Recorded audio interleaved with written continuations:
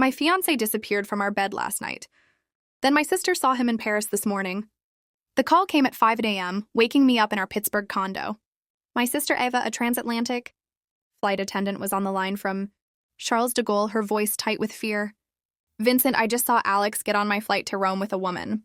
He's in first class right now. I stood frozen in our bedroom, staring at the empty side of the bed where Alex should have been.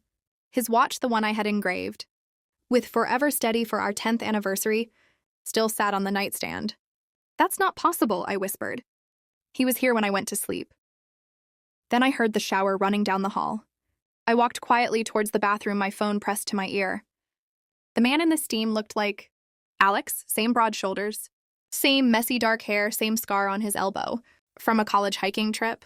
He stepped out, wrapping a towel around his waist, and grinned. Morning, love. You're up early. His Pittsburgh accent, warm and familiar, felt like a lie. I told Eva I would call her back, my heart pounding as I faced the stranger wearing my husband's face. Sleep well? He asked, walking past me to the kitchen. I followed, noting the coffee mug. He chose a plain black one, not the engraved one Alex always used. 10 years of marriage had built routines. Alex took his coffee with cream, no sugar, and read market updates every morning. This man stirred in sugar and scrolled through a sports app instead. Ava called, I said, testing him. She has a layover in Paris, wants us to visit. His smile flickered. Paris, tough with work, but maybe. The real Alex had a fear of flying, a secret we had laughed about during our road trip. Honeymoon to Maine. I am Vincent Lee, a cybersecurity analyst who had spent 15 years finding digital fraud for big tech companies. My job was to see things others missed. But I had been completely blind to this. As he left for his job at a trading company downtown, I hacked into our accounts. The numbers told a story of betrayal. $8,000.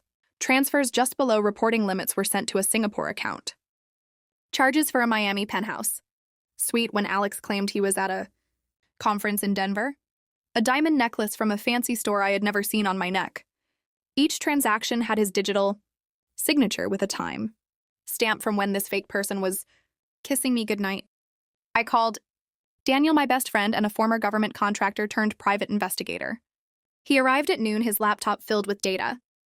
The woman on the flight is named Tara Klein, 29, a crypto broker. Daniel said, showing me photos. Alex and Tara were at a Monaco yacht party, a Tokyo bar, a Zurich event. Nights. I had spent alone believing he was working. Your building's cameras are not safe, Daniel added.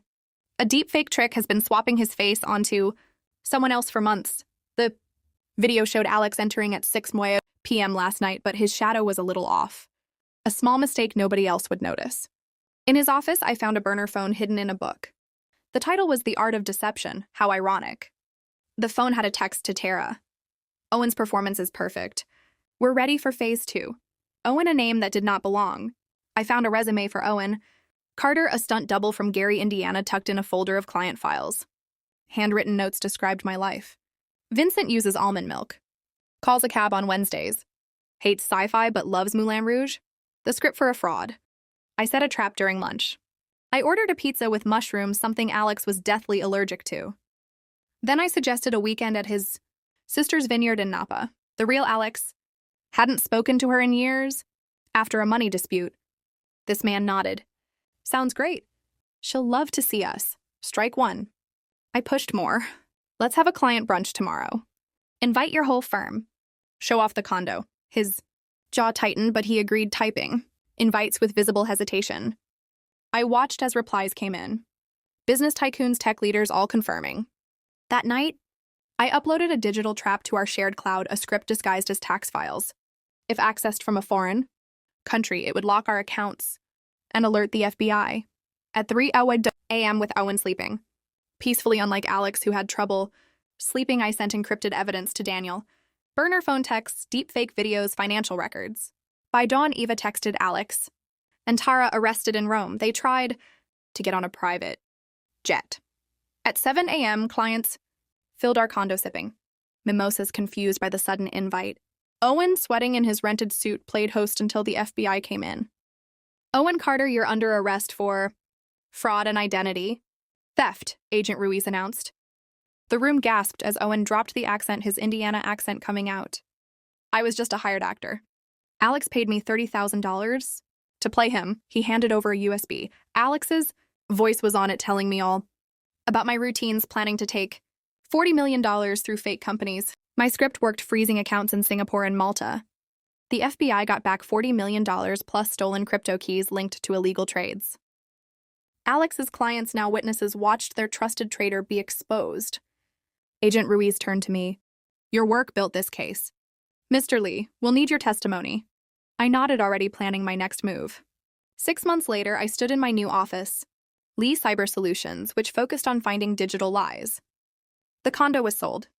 My divorce was final. Alex was sent back to the US to face trial, along with Tara. Their Rome escape was all over the news. At dinner with Eva at a local bar, she handed me a letter from Owen. He was teaching drama in Gary, Indiana. His words were honest. I thought it was a job, not a crime. Your strength turned my mistake into a lesson. A photo fell out. Alex and me on our main honeymoon, laughing by a lobster trap. I couldn't remember why.